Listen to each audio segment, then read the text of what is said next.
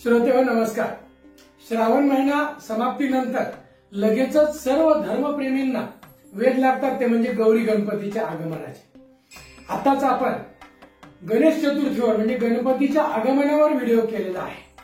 त्याचप्रमाणे महालक्ष्मीचा सण म्हणजे ज्येष्ठा कनिष्ठा गौराईचा सण याबद्दल देखील संपूर्ण शास्त्रोक्त माहिती आपण या व्हिडिओच्या माध्यमातून जाणून घेणार आहोत।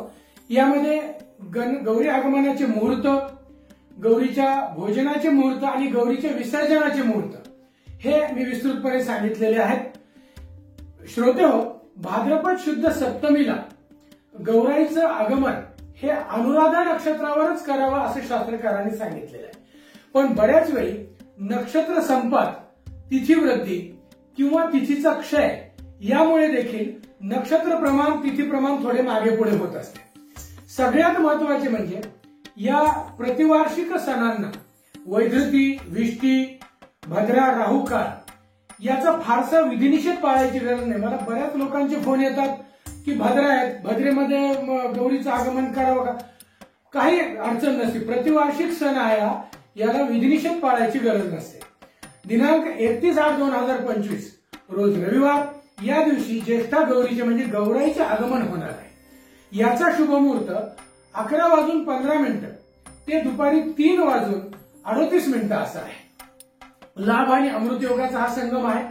अशा या शुभ संगमावर आपण गौराईचं आगमन करू शकता।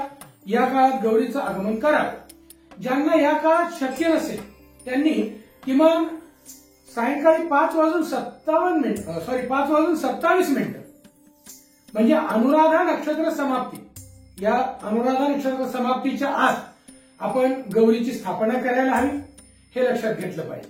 म्हणजेच अनुराधा नक्षत्रावर आवाहन, ज्येष्ठा नक्षत्रावर पूजन आणि भोजन आणि मूळ नक्षत्रावर गौराईचं विसर्जन म्हणजे महालक्ष्मीचं ज्येष्ठा कनिष्ठा गौरीचं विसर्जन असा परंपरागत चालत आलेला क्रम आहे।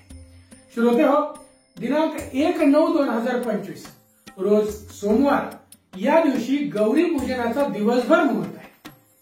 तसेच सायंकाळची गोधुली वेळा म्हणजे गायी रानातून येतात ती वेळ 5:46 पासून ते रात्री 8:02 पर्यंत आहे आणि हीच गौरी पूजनासाठी असलेली उत्तम वेळ मानली जाते। त्यानंतर ज्येष्ठा नक्षत्राची समाप्ती आहे। ज्येष्ठा नक्षत्राची समाप्ती म्हणजे मग मुहूर्त संपत, त्याच्या आत किमान पूजन करून घ्यावे, गौराईचं पूजन त्याच्या आत करून घ्यावं। दिनांक 2/9/2025 रोज मंगळवार या दिवशी गौरी विसर्जनाचा म्हणजे आपल्या लाडक्या गौराईला निरोप देण्याचा दिवस आहे। या दिवशी दुपारी 3:23 नंतर गाठी घेणे म्हणजे दोरका ग्रहण हा मुहूर्त आहे। श्रोतेहो, मूळ नक्षत्र समाप्ती रात्री 9:51 होणार आहे।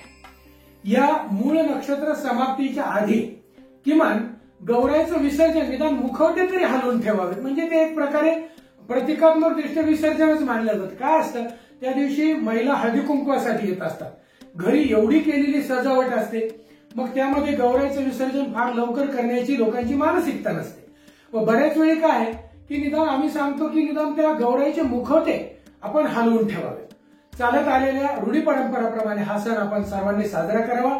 लोक बऱ्याच वेळी धर्मशास्त्रीय शंका घेऊन येत असतात, ते म्हणतात आम्हाला परंपरेत थोडे काही बदल करायचे, तो करावा की नाही। मी त्यांना नेहमी सांगत असतो की मुखवटे न बदलता म्हणजे ज्येष्ठा कनिष्ठा गौरीचे मुखवटे न बदलता बाकी बदल तुम्ही यथोचित करू शकता। आता हल्ली बाजारात पहिल्या आमच्या लहानपणी कोथळ्या असायच्या किंवा सुगड्यावर जसे छोटे छोटे मडके असायचे, उतरंड असायचे, त्या उतरंडीवरच्या महालक्ष्मी आता तो त्यावेळी प्रघात होता।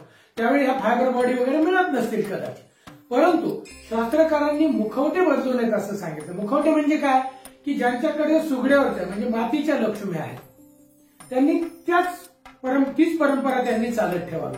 ज्यांच्याकडे पितळेच्या लक्ष्मी आहेत त्यांनी तेच मुखवटे म्हणजे पितळेचे असेल तर पितळेचे, मातीचे असतील तर मातीचे। मातीचे कधी कधी खराब होतात, त्याला कुठेतरी छिलका जातो, कुठेतरी ते खराब होतात, तर अशा वेळी आपण ते बदलू शकता, पण बदलून ते मातीचेच घ्यायचे आहे हे लक्षात ठेवावं।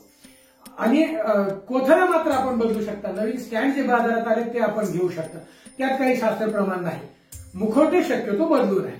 श्रोतेहो, आज या सणाबद्दल आपण एक थोडीशी वेगळी माहिती जाणून घेणार आहोत। या सणाला एक जोडून नाव आलेले गौरी गणपती, बरोबर आहे. आपण सगळे म्हणतो की नाही गौरी गणपती, हा जोडून शब्द आहे, हा सर्वांना ठाऊक आहे. पण मग या सणाबद्दल असं का म्हटलं जातं गौरी आणि गणपती, गणपतीचं आणि गौराईचं नातं काय आहे, यावर मी एक छोटासा आपल्याला कथा सांगणार आहे, छोटीशी कथा कथन करणार आहे. यामध्ये गणपती हा गौरीसुत किंवा पार्वती नंदन म्हणजे पार्वतीचा कुमार असा शब्द प्रयोग आहे. उत्तर भारतात देखील गणगौर असा शब्द आहे. तुम्ही राजस्थान, यूपी, बिहार इकडे गणगौर असा शब्द प्रचलित आहे. म्हणजे गणेश हा गौरीचा पुत्र आहे यात शंकाच नाही. देवी भागवतामध्ये सुद्धा 12 गौरी पूजन सांगितलेलं आहे. त्यातही गणपतीचा उल्लेख हा गौरीसुत असाच आढळतो. मार्कंडेय पुराणांतर्गत दुर्गा सप्तशतीमध्ये सुद्धा गौरी नंदन म्हणजे गौरीचा पुत्र अशा अनेक उदाहरणं, अनेक हवाले गणपतीचे मिळतात की तो गौराईचा पुत्र आहे. म्हणजे ज्येष्ठा कनिष्ठा या त्याच्या माता आहेत. गणपतीला ह्या 2 माता आहेत. गणपती स्तवनामध्ये सुद्धा या 2 मातांचा उल्लेख केला जातो. द्वयमातुर कृपा सिंधो शान्मातुरा ग्रज प्रभो वरदत्वम वरं देहि वांछितम वांछितार्धन. द्वयमातुर कृपा सिंधू 2 माता असलेल्या यातील ज्येष्ठा गौरी म्हणजे गंगा हे गंगेचं स्वरूप आहे, तर कनिष्ठा गौरी हे पार्वतीचं स्वरूप आहे.